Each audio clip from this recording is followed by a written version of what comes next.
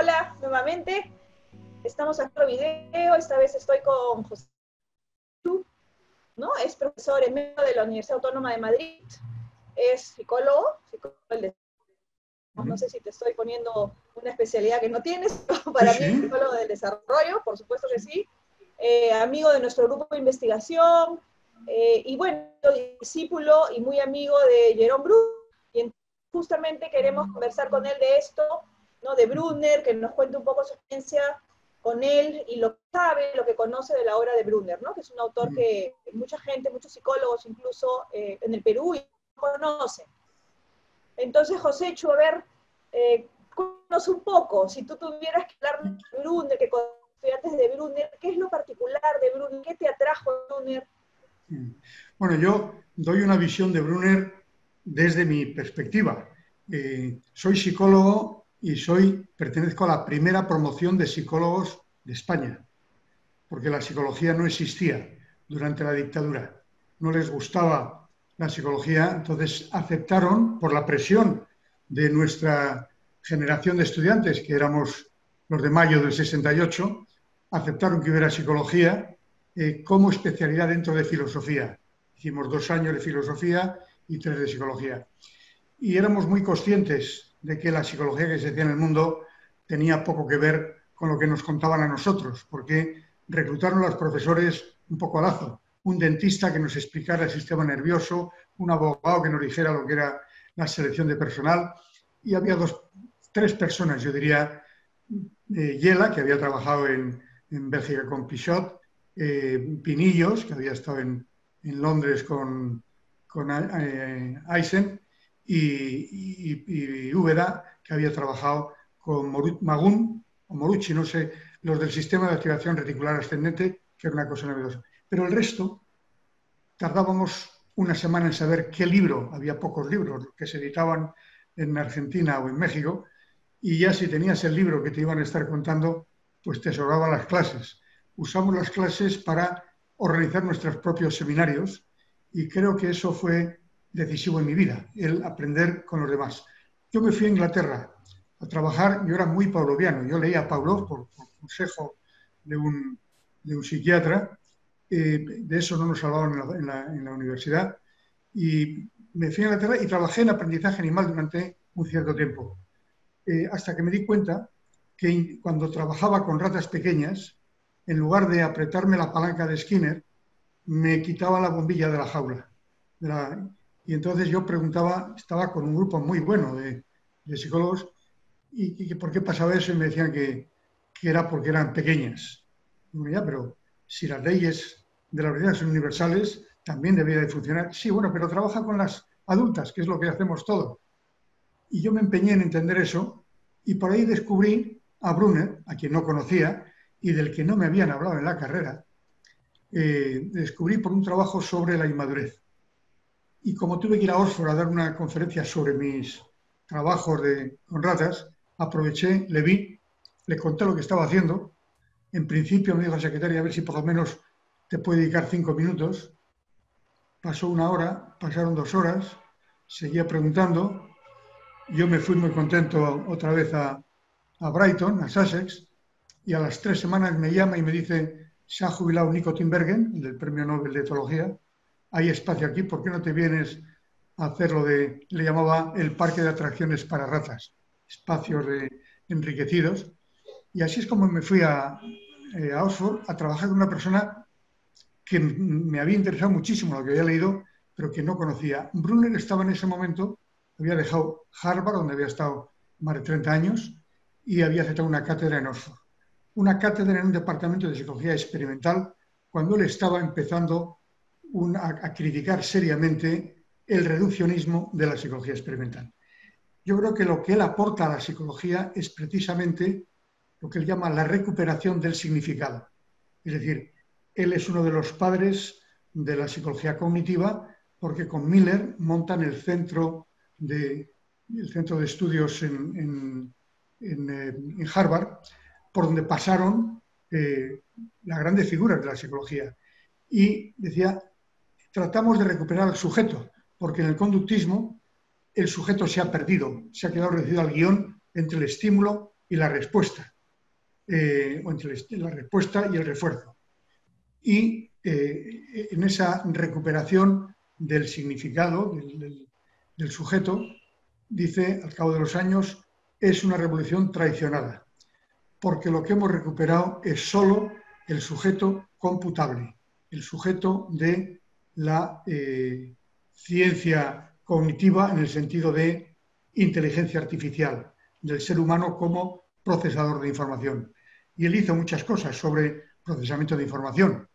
Su famoso trabajo de las estrategias, pues era, si jugamos a adivinar personajes y yo te digo, pues estás pensando en Woody Allen, y me dices no, eso no me sirve de nada.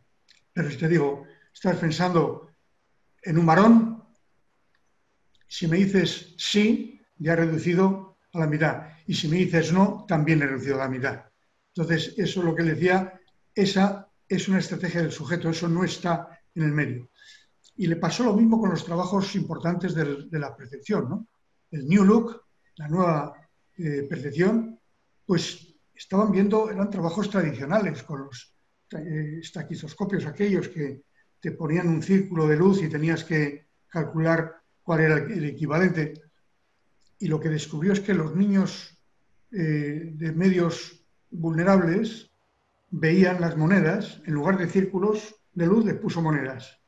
Bueno, pues veían las monedas más grandes que los niños ricos. Y entonces eso, en ese momento en la psicología, no se podía explicar de ninguna manera, porque desde el conductismo y desde la psicología experimental, y ahí se quedó, como el New Look, durante muchos años lo retoma la psicología cognitiva y sobre todo lo retoma él mismo con su interés por la cultura. A él le descubre en los años final de los 50, mitad de los 50, descubre a Piaget y muy pronto a Vygotsky. Descubre a Piaget porque le parece fascinante lo que plantea Piaget, es decir, que el conocimiento se construye desde el momento en que nacemos. Y animado por ese descubrimiento de Piaget, dice, se puede enseñar cualquier cosa a cualquier edad. Y Piaget eso lo critica muy duramente. Lo que él está queriendo con esa frase es decir, Piaget demuestra que el niño aprende desde que nace. Es decir, que no hay que esperar que en su nivel, es lo que él dice de manera honesta, en su nivel todos los seres humanos tienen un interés por conocer, por desarrollar, por comprender. Y a lo largo de toda su vida fue acercándose cada vez más a el contexto en el que se produce el aprendizaje. Y ese contexto es siempre un contexto local. No hay niños universales. Los niños son niños concretos, de familias concretas, de lugares concretos y de momentos históricos concretos. Él fue muy importante con el tema de la educación compensatoria, tanto con Kennedy como con Johnson, porque intentaba utilizar la nueva tecnología, que en aquel momento era la televisión, para que niños y niñas de edades muy pequeñas, de medios muy aislados, llegaran a la escuela con más vocabulario, con más capacidad de preguntar. Poco a poco fue dándose cuenta que en realidad era la cultura. Los años 60 hace con Patricia Greenfield, con varios de sus estudiantes, tratan de entender cómo es el desarrollo infantil en lugares de África y de Oceanía, me parece que era. También Michael Cole está en aquel momento con Liberia.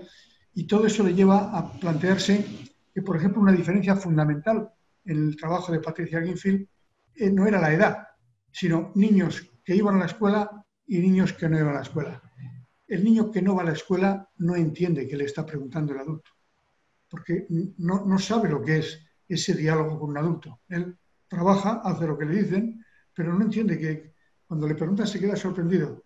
Entonces, yo vi eso mismo en Venezuela, cuando con mi hijo Miguel intentamos que los niños nos contaran a qué estaban jugando, estaban con unos arcos, y cuando les preguntamos, le preguntó Miguel, yo no, porque ya sabía que era más por ahí contestar a un niño, pusieron los ojos así como, y tanto que Miguel decía, es que no hablan español. Bueno, y quizá hablaba un poco español, pero sí, en cuanto nos alejamos, se pusieron a ejemplificar cómo estaban jugando. Es decir, no podían expresarlo en palabras. Nadie en su vida les había preguntado eso. Entonces, la cultura se empieza a convertir para él en un aspecto importante y empieza a criticar esa visión tradicional de la psicología de cultura es algo que se añade a la biología y esa controversia de heredado o aprendido. Eso no tiene ningún sentido. Porque... José Chu, y justo ahora que mencionas el tema de cultura, ¿cuál es la relación de Brunner? ¿Cómo diferenciarías tú, no? ¿O qué es la relación de Brunner con la antropología, por un lado? Y bueno, con la psicología como psicólogo, ¿no? Porque Brunner tiene una relación muy, muy sólida y antigua, si no me equivoco, con la antropología y con muchos antropólogos, ¿no? ¿Nos podrías hablar un poquito de esto? Claro, porque de hecho él como estudiante en la Universidad de Duke ya tuvo acceso a profesores de antropología y siempre le interesó la antropología, pero no tenía manera de incorporar esos conocimientos a su manera de hacer psicología. Lo mismo le va a pasar con el arte. Brunner era una persona muy culta, le gustaba mucho la literatura, era muy amigo, por ejemplo, de Susan Sontag, a la que veía todas las semanas, era vecina suya, le encantaba la pintura, por ejemplo, el libro de la Educación Puerta de la Cultura, que lo tradujimos al español a los pocos meses de aprender inglés, porque a mí me mandó el manuscrito, pero con el manuscrito en la mano estuvimos juntos en el Museo Picasso de Barcelona. Bueno, pues entre el manuscrito que a mí me mandó y el libro que publicó 20 días después, hay toda una sección sobre Picasso y la obra de las Meninas, donde explora, dice, Picasso está explorando al propio pintor, el pintor con las modelos. Todo eso no estaba en el manuscrito que me había dado y lo incorporó al terminar el viaje en Barcelona durante unos días así era él, era muy, muy oportunista en que esto me interesa, lo meto aquí porque... Entonces, su relación con la antropología era profunda desde siempre. De hecho, en el Departamento de Estudios Sociales, que es donde se estableció el instituto de George Miller y suyo, fue alumno en esos años Clifford Geertz, el antropólogo. Él era estudiante cuando Brunner era profesor y allí se conocieron y allí establecieron una profunda relación. Lo que Brunner trataba de recuperar para la psicología era el significado. Y quizá uno de sus libros más importantes es Actos de Significado. Porque, por supuesto, recupera la acción de la psicología soviética, de Vygotsky y de Luria también. Recupera la importancia de la cultura. Para Vygotsky, evidentemente, la cultura es el lenguaje y la cultura es muy importante. Pero dentro de eso, lo que plantea es sobre todo el significado. Es decir, cómo construimos el significado de las cosas, cómo analizamos las cosas. Por eso, para entender al propio Brunner, nos pasa a nosotros lo mismo. Tenemos que ir interpretando y cuanto más sabes, más puedes entender. Te cuento una anécdota. En el tema de la adquisición del lenguaje, yo asistí, estaba con él cuando escribió varios de los artículos importantes y sobre todo recuerdo una conferencia suya en Warwick, en el norte de Inglaterra, donde decía, pero ¿quién ha sido el osado que se ha atrevido a plantear que hay una continuidad entre la comunicación prelingüística y el lenguaje? ¿Cómo alguien se ha podido atrever a desafiar el mecanismo de adquisición del lenguaje de Chomsky? Y entonces dice, claro que sí, el mecanismo, el LAD, es muy importante, pero el LAD necesita un sistema de apoyo a la adquisición del lenguaje, el LAS. Y yo en ese momento no entendía el doble significado, porque LAD y LAS se refiere a joven y joven varón y joven chica con las siglas. Y eso, pues claro que para que funcione un LAD hace falta un LAS. Y yo no entendía cuál era esa, la interpretaba literalmente. Tiene un montón de cosas porque a él le gusta escribir, escribe bien, por eso es tan difícil de traducir, porque juega muchas veces con doble significado y el significado es su pasión. Y por eso él decía que los ordenadores solo pueden interpretar lo que tú previamente has definido en un programa. Los seres humanos, el humor no se puede entender si no procesas simultáneamente dos significados distintos. Por eso, yo tengo un amigo japonés que dice, yo hablo bien español, llevo más de 4 años en España y jamás sé cuándo hay que reírse en un chiste. Porque él interpreta literalmente y no puede entender la broma. Brunner continuamente juega con varios significados. El significado es la clave para entender por qué la antropología es tan importante para él. Y por eso, ¿qué antropología busca? Al final, la de Clifford Geertz, porque es quien plantea la interpretación de las culturas. Y la cultura no es algo que se añade, la cultura la interpretamos. Y entonces esa construcción del significado creo que es el núcleo fundamental de cómo Brunner entiende que es la cultura. Y al final eso es lo que le permite construir, yo creo que es su gran aportación. El doble significado, perdón, el doble conocimiento, el conocimiento literal y el conocimiento en el mundo virtual, los mundos posibles. No hay un único significado, no hay una única interpretación, hay múltiples interpretaciones y esas interpretaciones permiten, como él decía, no es más verdad Don Quijote que Sancho Panza. No se trata de ver cuál de los dos es más verdad, es que los dos te permiten acceder a una realidad que es muy compleja y que sin esa doble perspectiva se entendería peor. Él no niega el conocimiento científico, porque lo ha practicado y lo conoce bien. Dice, pero el conocimiento científico, que se basa siempre en un factor que antecede y que explica aquello que causa, que produce, es siempre anterior. Los seres humanos tenemos metas, tenemos intenciones, tenemos planes, objetivos, y eso también afecta. ¿Y dónde lo descubre? Pues en parte lo descubre cuando escribe su propia autobiografía. Dice, yo cuando escribo mi vida, no cuento toda mi vida, necesitaría otra vida para poderla contar. Selecciono, pero selecciono no en función del pasado, selecciono en función de lo que quiero hacer. Si es una entrevista de trabajo, selecciono aquello para que me den el trabajo. Si es porque quiero compartir mi vida con esa persona, son otras cosas de mi vida las que selecciono para poderlo.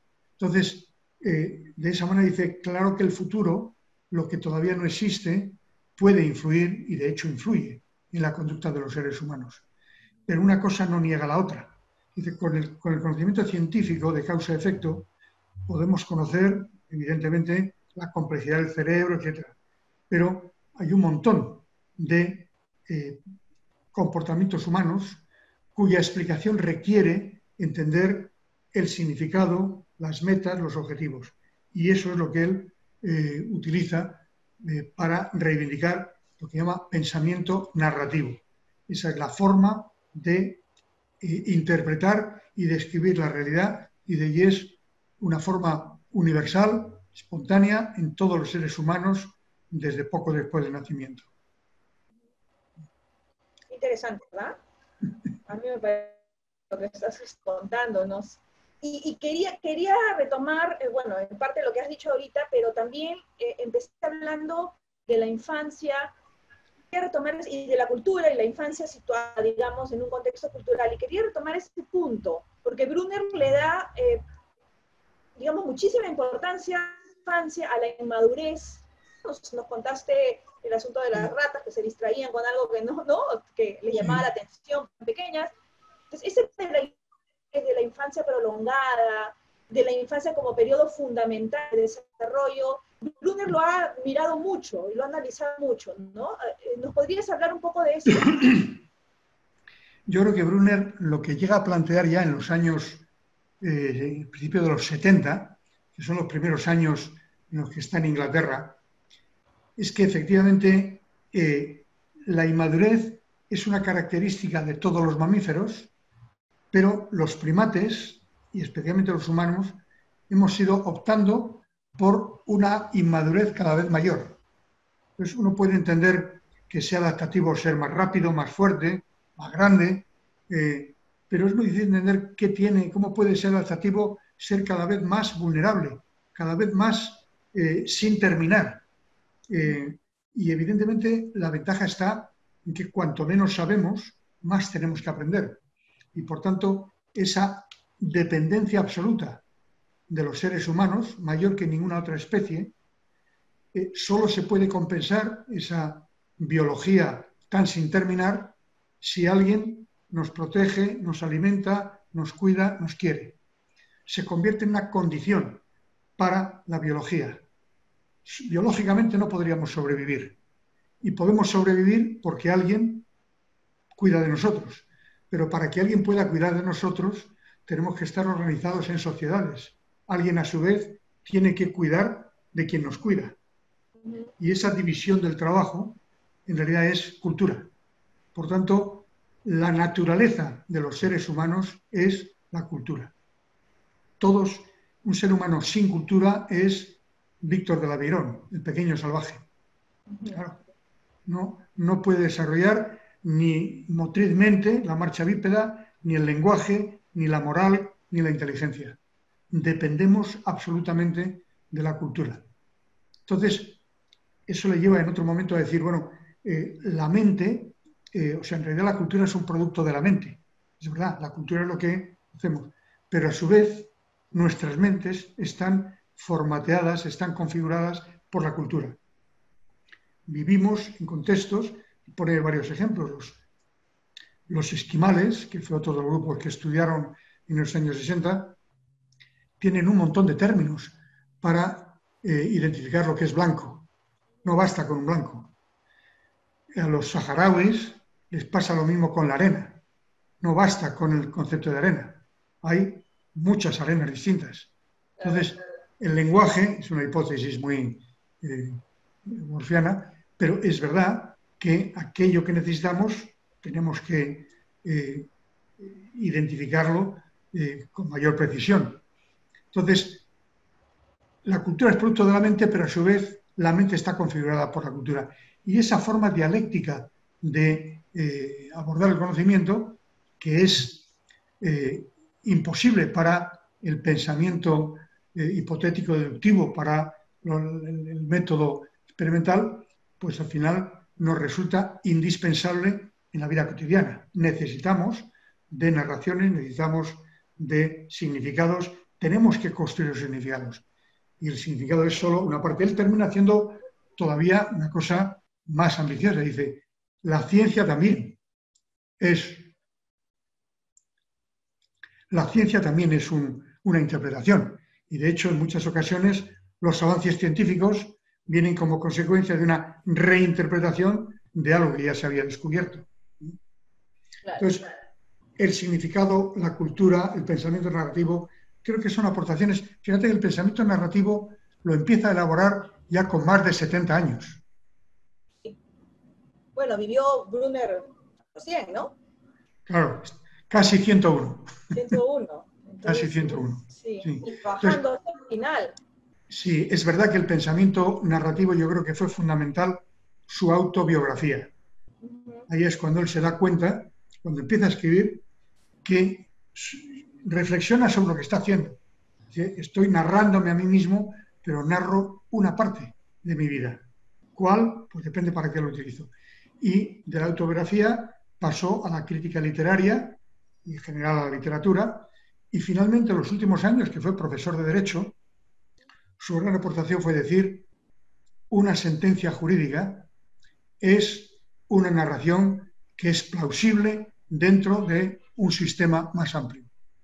Por ejemplo, ser dueño de otro ser humano es algo que no cabe en la mayor parte de los sistemas jurídicos, pero sí ha cabido antes. Y por tanto, una vez que uno acepta que es posible ser dueño de otro ser humano, la esclavitud es un fenómeno posible. Entonces, eso es lo que yo creo que en la Facultad de Derecho de Nueva York provocó darle vueltas a muchas cosas y entender que en los clásicos griegos, había ya muchos de los grandes dilemas de la justicia, están ya ahí. Él dice, ¿por qué me interesó la literatura? Porque la psicología ha abordado temas que ya antes habían tratado muchos grandes escritores. Y en los últimos años, ¿por qué le interesan los abogados? Porque se hacen las preguntas que a él le parece que son importantes, sobre la responsabilidad, sobre la culpabilidad, sobre muchas cosas que son evidentemente grandes preguntas. En sus últimos años, yo tengo un vídeo en el que me dice, Joséchu, lo importante son las preguntas. Avanzamos por las preguntas. Las respuestas siempre son limitadas y cortas. Y es verdad, una pregunta nueva, él lo que hizo toda su vida fue hacerse más y más y más preguntas. Y su pasión por la infancia es porque los niños preguntan continuamente. Los niños buscan entender las cosas. Y por eso él dice, frente al niño pasivo que recibe estímulos, refuerzos, él lo que descubre es el niño que pregunta, que disfruta, que explora, y lo que descubre es que eso en los seres humanos sucede muchísimo antes de lo que pensábamos.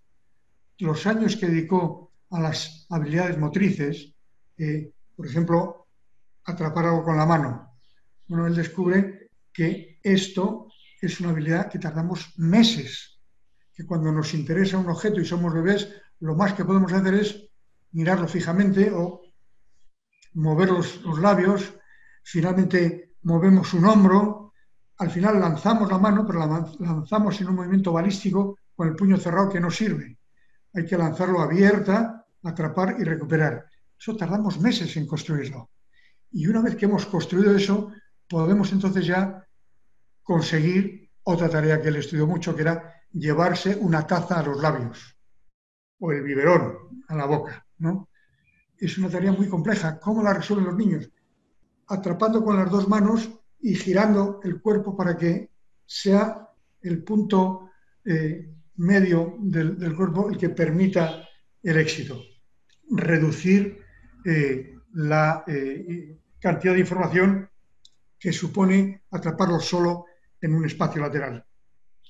Todo eso fueron cosas que descubrió porque nunca dejó de preguntarse cosas en cada campo de la psicología en el que entraba. Como las preguntas eran preguntas nuevas, generaba una revolución con las habilidades motrices, con el lenguaje, con todo, ¿no? Claro, claro. Sí, es un poco, bueno, Piaget llamaba la noción de esquemas, ¿no? Lo que haces descrito tú con la mano, la taza, el puño cerrado, el puño abierto. Y Joséchu, Brunner es un autor bien complejo, ¿no?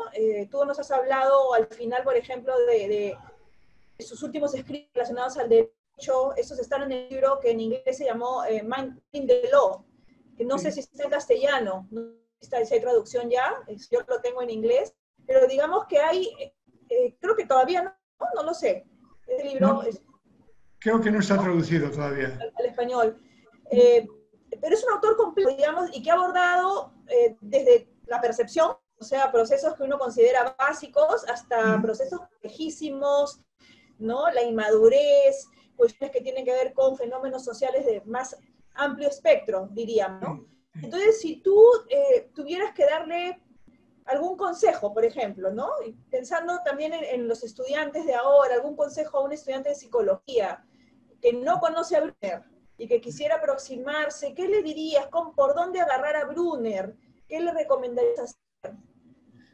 Yo creo que Brunner es un elefante que depende de por dónde empieces, nos pasa como al ciego, depende si lo que alcances un colmillo, la trompa o una pata. Son realidades muy distintas. Pero creo que precisamente porque él se ha atrevido con tantas cosas distintas, da igual por dónde empieces. Todos los caminos conducen a Roma. Al final te va a llevar a las preguntas que él trató de formularse él mismo y que creo que son importantes. Cuando él dice, ¿qué debe estudiar la psicología en los próximos años?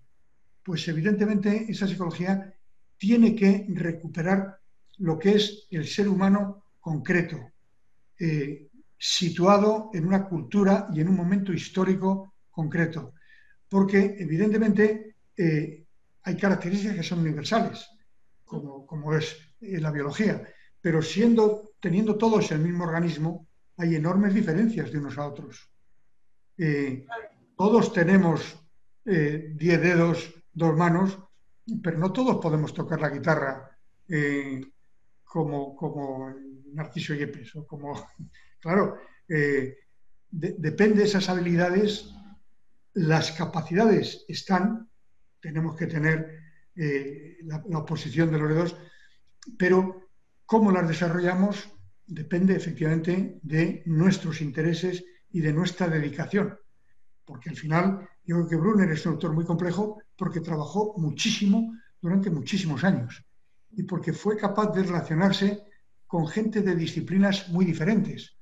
Hubo muchos años en los que trabajó mucho con los físicos, con Oppenheimer, con gente, y le interesaba, en los años en los que él hacía psicología más experimental, pues eran las ciencias naturales lo que más le interesaba.